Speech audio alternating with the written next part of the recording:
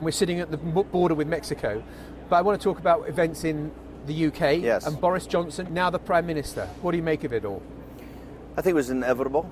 You know, when Theresa May and the team came over early in the administration, they looked at Brexit as an obstacle to be overcome, not an opportunity to be grabbed. You could tell it, I think, right away. And I thought it was inevitable that someone like Boris Johnson, I mean, look, if you look at 16, Brexit and the Trump election are inextricably linked. Here we are, 2.5, 3 years later on Brexit, and you're still not out. And now you have a hard deadline on October 31st. I think it was inevitable that someone like Boris would actually come to the forefront and become Prime Minister. Now it's still an open question. The 31st, you know, you're burning daylight. That 31st, and the EU is, I think, dug in now in Brussels, that, you know, you got to go. They're not going to back off and not going to give you an inch on what the deal's going to be. So the British people have not seen, I don't think, even the beginning of the turmoil. I think the beginning of the turmoil is about to start. With a hard Brexit? I have said from the beginning, and I've actually worked with some hedge funds to look at it, a no-deal hard out is the way to go. But does the civil service, the bureaucracy in London prepared to do that? I don't think so. So you're going to see, my belief, as someone that's kind of studied this since, you know, early 2014, when I get quite interested in the EU and particularly the United Kingdom's position in it, is that you ain't seen nothing yet. The complete focus of British politics over the last couple of years and all that, you're about to go in now to what we call in football the red zone. You're about to go into what's really going to be tough, choppy, and true leadership's going to come to the forefront. And how much are you still in touch with Boris Johnson about all this? Not much. He's Prime Minister. He's doing his thing. I stay in touch with Nigel quite a bit. Nigel was just over here last week. Nigel Farage. Nigel Farage. I think, look, Boris has done obviously a terrific job in running for the head of the Tory party in this Conservative. I think he laid out a case, but you got to deliver. I think everybody in the United Kingdom, all the voters, even people that are Remain people, are saying that October 31st is a hard date, and we'll have to see what happens. I got to tell you, if you're not out, I think it really fundamentally changes British politics. The European parliamentary elections, you could see that, where the Brexit party came out of nowhere. You know, people got to remember, Nigel Farage, I think, is the only individual in political history in England that's won 2 national elections with really entities he kind of created himself. So, do you think there should be some kind of, I don't know, kind of alliance formed between Nigel Farage and Boris? Or do you think there is de facto an alliance? I think it'd be a quite natural alliance to put forward a program. We'll have to see if it comes up or not, but I think it'd be a quite natural alliance. I think what the Brexit Party stands for, at least at the heart of it, is kind of the core of what Conservatives believe in the United Kingdom, but we'll have to see that. I think it would be a natural alliance, but you know, right now Boris seems to have his own plan. He's changed his cabinet, and we'll have to see. He's trying to seems to have put a bit of distance between himself and you. You know, you were filmed in some documentary. By the way, a lot of people, that's fine. I offered my advice and observations when, you know, if people want to hear them or want to take them. If not, I've got, as you can see, I'm sitting here at a wall we just built in 4 days, the highest tech wall ever built in the United States. So I got my plate full. But look, Boris is a very savvy guy, and he's thought about this for a long time. He's wanted to be Prime Minister. So he's written books about Churchill. He's written books about leadership. I just want to put to you, clear something up for me, that after he resigned from the cabinet over Theresa May's deal, you said I've been talking to him all weekend about this speech. We'll just go with what Boris says. We went back. So you agree with? You agree with Boris? I just say we'll go. You agree with Boris that it's codswallop? We'll go with whatever the Prime Minister says. I'm good. Okay, let's talk about the wall. And I wish him the best of luck. All right, let's talk about the wall, because here we are with this bit of privately built wall. Donald Trump came to power on the back of that powerful slogan, yes. Build the Wall. Yes. He's now been in office 2.5 years and is responsible for next to nothing being built. Well, but here's the reason. Look what happened yesterday at the Supreme Court. The Supreme Court of the United States ruled they could actually take the $2.5 billion in the defense budget, and he gets shifted to actually building the wall. The entire focus, he's been fighting for this for day one, but remember, it's the permanent political class he's been fighting, it's the courts he's been fighting. Obviously the progressive Democrats are very, the open borders types are really understand that this is going to be central to the 2020 election, so they fought him every step of the way. He's grinded it through, and now he's got $2.5 billion. He's actually building I think there's 200 miles of wall that's being built today. And remember, our organization is just well, there's some that's being rebuilt, just for the sake of accuracy. Right. There is some that is being rebuilt, about 40 miles. Further 55 miles will be rebuilt.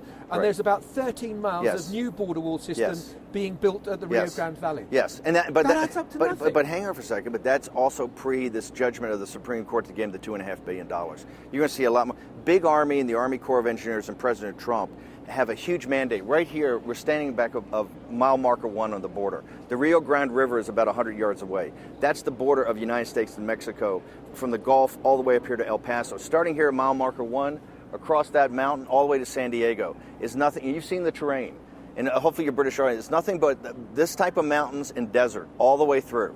Okay, he's got the mandate in the Rio Grande Valley and all the way to San Diego to build massive amounts of wall. Now he's finally getting the funding. Remember, this was all tied up in the courts, which the Democrats did. He's finally getting the funding. Let me just put this to you. For the first 18 months, until last November, he had a Republican House, a Republican Senate. He was in the White House, and because of the rules of the Senate. Remember, you have to get 60 votes. I was there. He pounded every day. Also, remember, he came to power as a populist and a nationalist, not simply a Republican. The Republican establishment and the permanent political class fought Trump every step of the way. Hey, I was in the White House. We were pounding it nonstop. I think what he's achieved by getting this actual money from the Defense Department and by the SCOTUS, also the budget deal he just cut, which I'm not totally in love with, part of that deal was also to take additional monies from the defense budget to build. So if the Democrats think that they're going to run against Trump's inability to build a wall... Because as you're speaking, over your left shoulder, there are a whole bunch of Mexican soldiers patrolling the border. Yes. Do you think they would have been there prior to this, or do you think this is as a result of Donald Trump and the threat on tariffs and things like that? It's 100% what happened. We've been out here for quite a while, and before President Trump got the tariff deal, this is the reason we built it. Is the Border Patrol said this 1 mile section up to the Cristo Rey, from the river to the Cristo Rey, is one of the most dangerous parts, and the Army Corps of Engineers had just kind of skipped it, thought it was too hard to build.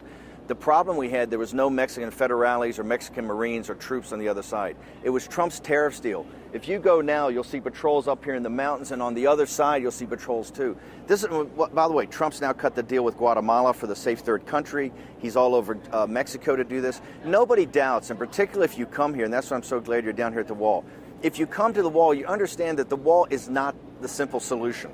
It's part of a solution. This is an enormously complex problem that has to bring all, you have to bring economists together, financiers together, political activists together on both sides to solve this problem. There's a tremendous humanitarian crisis in Central America, but the one thing that stops the cartels, and remember, the cartels are paramilitary operations that control northern Mexico. They're the ones demonizing the people in Juarez, and that's what this wall will start to do. If the Democrats think that they're going to run against Donald Trump in 2020 on the wall, they're sadly mistaken. By next summer, he will have a big portion of the wall built and more in construction. And so, and not just that, you're going to see from people down here that are Democrats in El Paso and Sunland Park and people in Juarez, they're the first ones to come and say, this thing really does work. You stop the cartels, and that's what's so powerful about it. It's about breaking the cartels and breaking their grip on human trafficking, sex trafficking, and drug trafficking. What I find so strange is that Donald Trump's not the first president to start building. Barack Obama built hundreds of miles of wall when he was president. George W. Bush built sections of the wall. But Donald Trump expresses the argument in such a way to stop the thieves and the rapists coming across the border that it alienates support. When surely this should I don't think it alienates. No, I don't. I think number one, I think it is going to bring the country together. It wasn't alienating support. What he did is talk about it in a different vernacular. For years, we'd had this, this political speak of border security, and nobody was actually talking about what was going on. The cartels were running the southern border. They had criminalized the southern border, and nobody's addressing it. Trump said, we're going to get down there, and we're actually going to build this wall, and we're going to stop the criminality. And the permanent political class of Republicans and Democrats literally went through meltdown. Because remember, the Republican Party doesn't want to stop mass illegal immigration. They want, the Chamber of Commerce is the ones that fight Trump the most, and the ones that fought me was at Breitbart. They want unlimited labor to compete against low-skilled African Americans and Hispanics in this country. They're the ones that bear the brunt of open illegal immigration because of low-skilled workers coming across. That's what Trump's trying to stop. And what about separating children from their parents and then not properly documenting where those children have gone and where the parents have gone? Okay, but here's what's happened. We have a process to do that at the ports of entry. Clearly, that started to collapse because you have open borders. And remember, we don't have a system for just economic migrants. That's called the immigration system. We have a political asylum. They've been allowed to game the political asylum process and cause this huge crisis. Clearly, that's why they're building facilities down here. The Border Patrol was all here yesterday making presentations to try to make sure that these kids are taken care of, but it's being overwhelmed right now. The system is literally being overwhelmed, and that's why these walls work, because it forces people to go through the ports of entry where you can then go through the normal process. This is, by the way, Mexico and Guatemala are now fully engaged in the system. I think it's President Trump's leadership that's brought everybody together. And for your audience, nobody's debating there's not a humanitarian crisis of biblical proportions in Central America. And people have to come together, companies, governments, etc., to help solve that. But the solution for that, just like in Europe, the solution of the problems in sub-Saharan Africa and North Africa are not on working class people in Italy. It's just like the solutions for these horrific problems in Central America are not on working class people in Sunland Park, New Mexico, or in El Paso, Texas. And the other charge that is made against the president is that the way he does this is racist. I think that's all. That's the mainstream media just blowing it up. If you come down here, talk to the local people.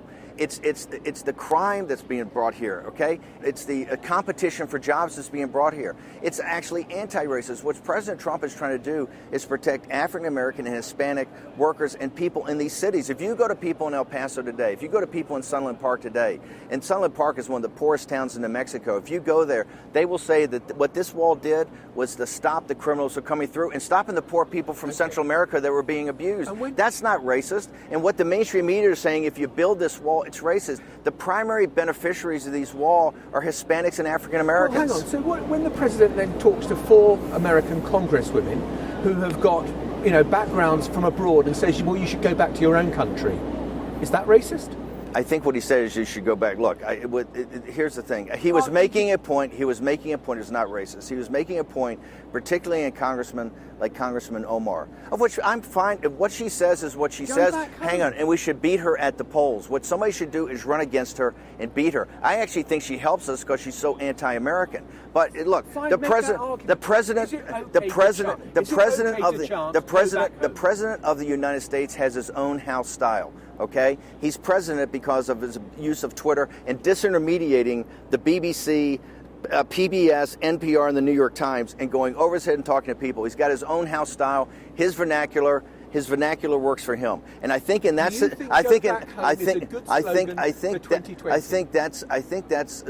what I think is a good slogan. You've got to put America first. Okay, you've got to love this country. You've got to show your patriotism. And if you're here dogging, it doesn't matter what your color is, what your ethnicity is, and that's the thing of economic nationalism. It doesn't care.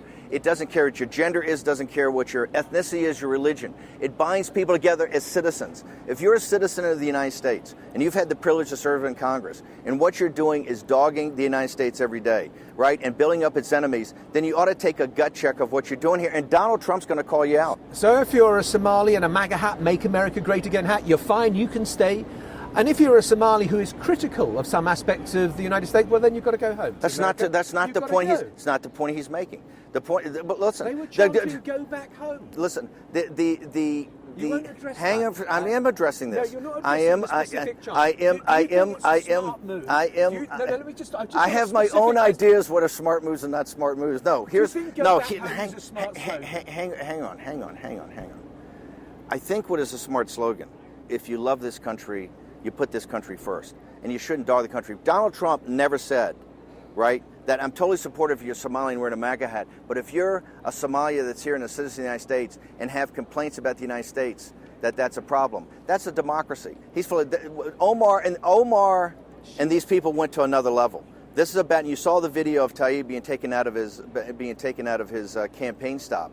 It's at a different level. And no, it's not racist. But so should they continue with that slogan, yes or no? But he's not continuing with the slogan. Well, his supporters. That's not, by the way, it was a small group in North Carolina. Look, I come from the South. It was a small group in North Carolina. And I think people, had him cut off after that. No, I think the Trump movement is a movement that's sitting there addressing the hardest problems in America and wanting to make progress on those problems going forward. And by the way, but the mainstream media is going to be absolutely obsessed by certain things that happen, and every day, CNN, you're going to pound it every day.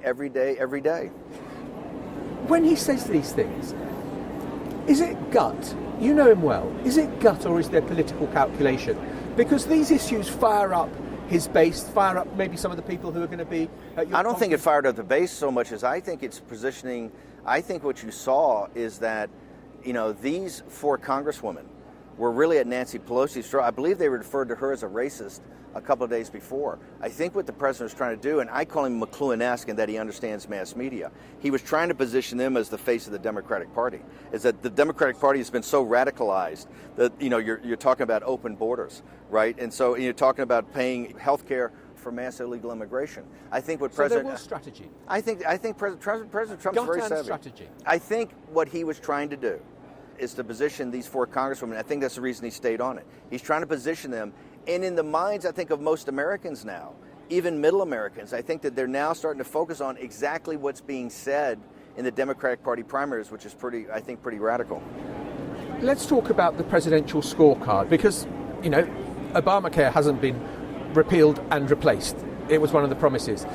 The trade war with China is going on. It's hurting a lot of farmers in the Midwest. It's hurting consumers as their goods become more expensive. Hasn't been resolved. Hang on a second. See, this is the mainstream media's beauty. Let's take China for a second. We are now, it's not just a trade war, we're engaged in really an economic war with China. They've been running against the industrial West for 25 years. He's engaged at a very deep level. That deal he almost came up with, those verticals of stop the cyber intrusions, of cut off support for their state-owned industries, which are basically exporting deflation, destroyed much of the industry in the United Kingdom. That's what Trump's doing, and we're actually winning. The supply chain is coming back. China's growth is down, I think, now to 2.9%, the real number. This is not going to happen overnight, but it's been engaged. And even, we're seeing where imports from China are dropping in the United States. We're starting to bring the supply chain back. This is a very complicated issue. It's not going to be solved overnight, but immediately you jump to the fact, so consumer prices are going up, which they're not, okay? And the other fact is that he's already said he's going to take care of the farmers. Remember, the entire farmer situation with China, I think, is $20 or $25 billion. It's fairly small when you segment it versus all the other things he's going after. If you're the soybean farmer in North Dakota and you're trying to make America great again, the reason he's president of the United States is the same thing with Brexit, is that working class people and middle class people felt the elites just gave him the fare thee well, that didn't care. And he understands on things like border security, on mass illegal immigration, on bringing manufacturing jobs back from China, on getting us out of these pointless foreign wars in the Middle East. These fundamental things that are put on the backs of working class people. Trump spoke to them. Are any of those going to get accomplished in 2 or 3 years? No. But if you look at the process and how he's going for border security and starting to sort these problems out on our southern border, if you look at China, this China situation is going to take 10 or 15 years. But he started the process and engaged him in the heart of it. But don't you then put your finger on what is going to be the most difficult challenge for him in 2020? In 2016, he could run as the outsider, angry, painting a dystopian picture of America, the American carnage of the inauguration speech. Pretty good image. Did you write that line? The President of the United States wrote that. Yeah, right. Isn't it very difficult for him in 2020 when he's been the guy in charge? No, he can't run on fear. The same thing. Look, let's take it back to the United. I just want to hang on. What you think is the challenge for 2020. It is the challenge. The same thing happened in the United Kingdom. These things don't get resolved overnight. What he's going to position himself is that I've started the process. I need the second term to finish it. Okay. And if you look at the verticals, okay, the America First foreign policy, where we're not putting the whole burden of the world on our shoulders, but we're sharing it with allies in NATO, in the Persian Gulf, in the South China Sea, up around the Northwest Pacific, around China. If you look at the change in American foreign policy, we're not looking for protectorates, we're looking for allies, number one. If you look at what he's doing in China and engaging now in this economic war they're running, if you look at the complexity of which we'll spend more time with you today about the border and border security and immigration, okay, if you take every one of these, he can make an articulate case. Here's what I promised you. Here's where we are, and here's where I'm going to go. And let's compare and contrast that, okay? Not just to what Hillary Clinton promised, but more importantly, what the current Democrats, what Elizabeth Warren and Kamala Harris and those Democrats that are being radicalized every day, let's see what they're running on, and let's get those points. If you would compare and contrast that, And he's been the president in government. He's still an outsider, running against a permanent political class that's fought him. Much more difficult in 2020 to argue I don't that. actually think it is, and here's why. Think about it. The Supreme Court of the United States just ruled yesterday he could even use money in a $4 trillion budget, the $2.5 billion, just to get it. What he's going to say is quite true. The permanent political class, you're just not going to wave a wand. England, people in the United Kingdom should see this more than anything. You voted on Brexit, and what you had was a civil service that said, we're not going to do that. And it broke the back of the Tory party. Okay, it broke the back of the Tory party. That's the permanent political class that runs things. That's what's got to be addressed. And President Trump has got it in Washington, D.C., just as much as you've got it in London. And in terms of tapping into the fear and anger of people, you must accept that you've got a Democratic Party that is going to say, look at all the things that Donald Trump has got wrong. Who should the Republicans fear? I think if President Trump sticks to what he's running on now, he just got to show the American people, here's what I promised you, here's what I'm going to continue to deliver. If you like it, get on board. If you're not, look somewhere else. I think the key thing he's going to focus on is not on personality on this side, on policy. You have some very attractive personalities running in the Democratic Party. What is happening every day is they're being more radicalized. They've essentially become an open borders party. They've already said the show of hands of that on the first debate was unanimous about paying unlimited health care for illegal immigrants. Okay? What President Trump is going to say is that, hey, here's my policy. You know who I am, right? The signal and the noise. You hear the noise and you see the signal, right? You know who I am. You know what I'm trying to accomplish. Here's who they are, and here's how they're going to accomplish. What America do you want? And I think this is going to be the biggest, even more than 16. This is going to be an election about ideas, big ideas about the direction of this country, and quite frankly, the direction of the West. One other you mentioned foreign policy, and I want to just touch on this very briefly. Iran. It seems like you've got a national security advisor who is kind of quite bellicose and wants to be very confrontational with Iran. More troops are being sent to the region as a safeguard. Do you worry that America could get sucked into something when the president had promised he would be taking troops? I think the bigger picture for your audience in BBC, who is the audience that focuses on this, right now there's a very disturbing trend, and I think maybe even the preliminary to a major confrontation started economically. Remember, war in the future will be cyber and economic almost more than kinetic.